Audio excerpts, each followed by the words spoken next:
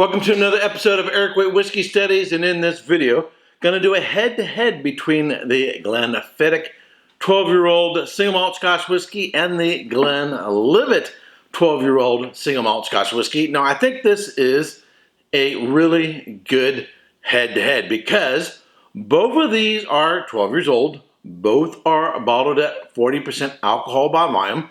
Both are, according to the websites, are aged in American and European oak. Now, before I get into these, or as I pour these, let me tell you something.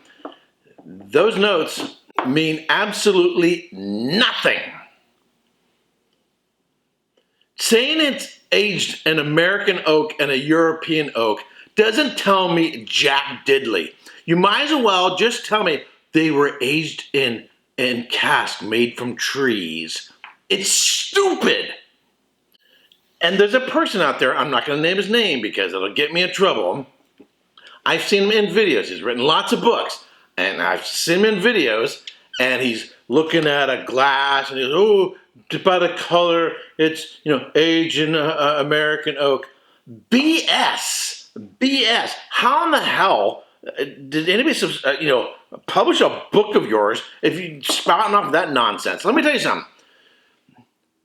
Quercus alba and Quercus robur, yes, one's an American oak and the other one's a European oak. But it doesn't mean jack diddly. What I need to know is what was in the cask before the spirit from the distillery was put in the cask. Not the origin of the frickin' wood. Who gives a rat's ass? Hey, guess what? Silver Oak Cellars, Cabernet Sauvignon out of Napa Valley, ages all of their wine in Quercus alba, American oak. Okay, but if you were to put whiskey in one of their casks and tell me, oh, it's American oak, guess what that would be leaving out? That it was a Cabernet Sauvignon cask. It doesn't matter, ultimately, what kind of oak it is if you're not telling me what the frickin' previous contents of the cask were. In addition, and this, I'm sorry I'm going on a rant here. In addition, traditionally, sherry is aged in American oak. Ribera del Duero and Rioja in Spain and Jerez traditionally used American oak. So to tell me one's American oak and the other one is European oak, hey, you know what? You can have two different sherry casks and one is American oak and the other one's European oak. So to tell me it's double cask and one in American and one in European without telling me what the previous contents were doesn't tell me diddly. What the hell? Okay, I'm sorry. Calm down. Get a little rant here. So tell me, aged in ex-bourbon cask or ex-sherry cask doesn't do me any good to tell me American and European oak. And for a professional to sit there and look at a whiskey, supposedly doing a blind test, oh, yes, this has been aged for some time in American oak. BS. BS. Why? Why? And we all know why. In fact, I'm going to ask you why right now. Why? You're right. You got absolutely right. Because they can put E150 in it. And if you can put E150 in it, that means looking at this isn't telling me jack diddly. Now, supposedly, what they're supposed to be doing is not altering the color so that it's darker than it naturally would be. What they're supposed to be doing is making sure that all of the spirit from all the casks have the same color. In other words, if you have two from two different casks and one's a little bit darker, then we're going to even them up with just a teensy bit of E150. So it's not an unnaturally darker color in a sense of being contrary to what it might normally be. That's supposedly what they're supposed to do, but we all know there's some distilleries out there that they're putting some serious amount of E150 in it. All right. So, 40% alcohol by volume, obviously these have some chill filtering. Now, both of these are under $100, widely available. You can get them just about anywhere. By the way, this isn't a 750. I ordered this online when I picked it up from the store. Oops, it was a bigger bottle when I got it home. Oops, it's a bigger bottle than I had intended. I intended to get 750, but anyway, both of these are, I would say, fairly reasonably priced. when you look at the visuals, it has that copper color, clear, sort of copper golden. They basically look the same, and undoubtedly they have a wee bit of E150. Now, something about E150, a lot of people say, what's E150? And a lot of people out there, fellow whiskey tubers, calling it burnt sugar. Burnt sugar. According to Lou Bryson, in one of his books, according to Lou Bryson, the E150 is derived from barley. So they're not supposedly, that's the only source I've ever seen of one of his books. He says they're taken from barley. So they're not taking cane sugar and making a caramel from cane sugar and adding it into whiskey. Rather, taking barley, a sugar from a barley, and getting a color from that. If that's the case, and I like to see more documentation than just one writer who says this. If that's the case, I kind of have less of a problem. I'm not saying no problem, less of a problem that they're getting it from barley. At least they're not adding some extract out of sugar. It is something at least still native to the original ingredient that is being barley, all right? Yes, I want natural color. I don't want E150 added, but if they're getting it from barley rather than cane sugar, I have a slightly less problem with it. If you have a different opinion, let me know down below. But anyway, let's move on. So we've looked at the visuals. We don't mean jack diddly. I know one thing. This is an Ardbeg. Ardbeg, at least it's only Ardbeg 10, so they're real light in color, slight tinge of green, that kind of a thing. Those days in these blind. And other whiskeys that are not Chicago. So for the sake of argument, if these had no E150 in it, this kind of color typically is going to come from a lot of time in a bourbon cask or a combination of bourbon and sherry casks. Let's move on. On the nose, I'm going to start with the Glenlivet on my right. So, in the last head-to-head I did them semi-blind. I also used a measuring device to get them even pours, but I said, you know what? Close enough. I'm just going to go head-to-head without trying to blind taste myself, or blind taste the whiskeys. Lemon, a little bit of orange.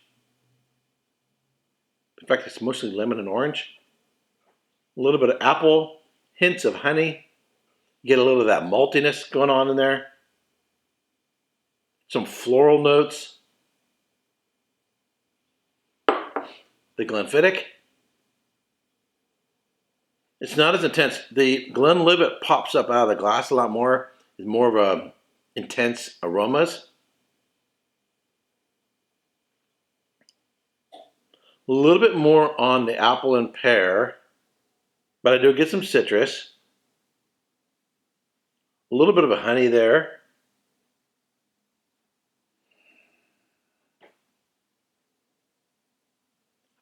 A little vanilla. Baking spices. A little lemon. Wow. The Glenlivet is much more pronounced on the nose. The citrus isn't like fresh citrus.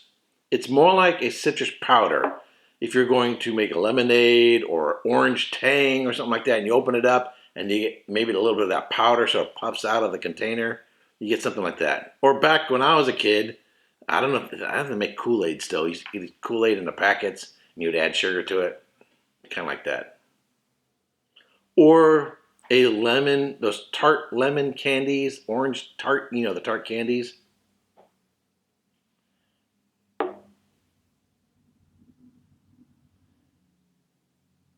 There's a little bit more of the Glenfiddich. I mean, just a little bit. Slight earthy note. Just slight. Almost like an autumn leaves, but it's very faint. There's a very slight creme brulee note. It reminds me of a still that is direct fired rather than steam coiled. It has that slight note. So it's very faint. It's not like a big note, but it reminds me just a hint, just on that note, a little bit like a Glenfarclas. Glenfarclas has that.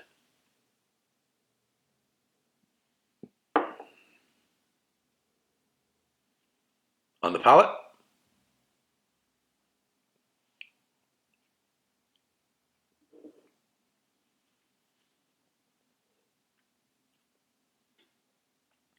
so if you're new to whiskey, you're just getting into Scotch whiskey, this is a good, either one of these I think is a good place to start. If you're looking for a Scotch whiskey that's not too expensive, that you want to share with your friends, that maybe they're not, Scotch whiskey aficionados, or you want to make cocktails with a single malt. I don't recommend using single malts for cocktails, but knock yourself out. This is a good place to start. So on the palate, it's kind of thin, kind of light. The nose is confirmed. Orange citrus, lemon, maybe a little bit of lemon, an apple, some slight vanilla, and slight baking spices on the back end.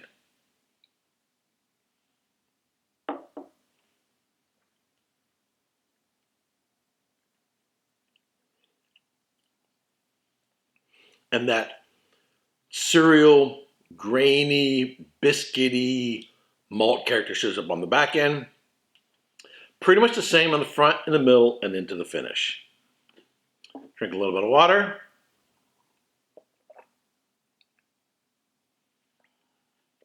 Now, this is another good reason for these going head to head, not only in terms of that the profile is basically the same, in terms of age, ABV, close to price, and casking, but these are two big competitors.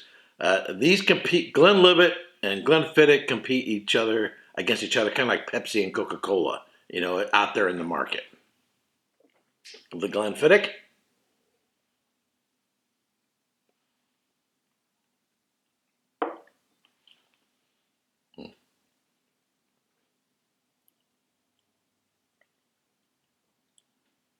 apple, pear, just a hint of toffee, a little vanilla, almost like a baked apple.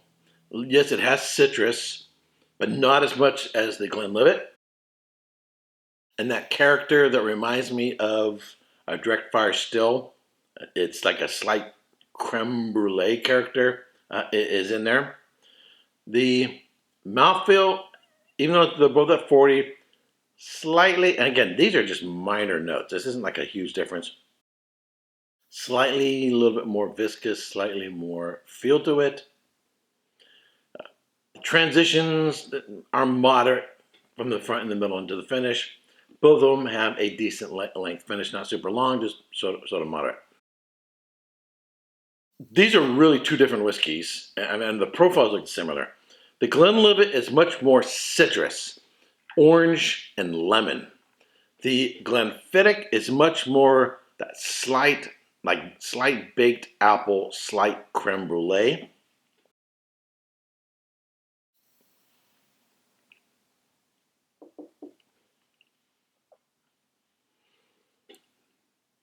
But it does have some citrus notes. Citrus notes to it. Now, the Glenlivet is much more pronounced in its aromas and flavors, but I would say the Glenfiddich is slightly richer. It is more of my style. It's not as much of a zingy, zesty character as the Glenlivet, but it's a little bit richer. It seems a little bit more old school. Again, these are minor differences between these whiskeys. I prefer the Glenfiddich over the Glenlivet, but it's wintertime, the time of the recording of this video. It's probably around 55 degrees outside. It's been raining a lot today. That is gonna make me lean more towards this style of whiskey. If it was summertime and I'm hanging out on the porch, maybe I'm putting something on the rocks, I'm looking something that's like a nice glass of lemonade or orange juice. Or if I want something for breakfast, might go towards the Glenlivet. So objectively, qualitatively, I think they're pretty much on par with each other. Subjectively, in terms of personal preferences, I'm going to lean more towards the Glenfiddich. Score-wise, I'd give them, mid-80s, 85 to 87, somewhere around there. I think they're both really nice and won't break the bank. All right, that's it for this video. If you subscribe to this channel, thank you very much. If you have not yet subscribed, but you like watching my videos, I would greatly appreciate it if you would subscribe. Ring the bell to be notified for when I go live or post a video. And until next time, Slanja. Hey, don't forget to subscribe and check out these other whiskey videos.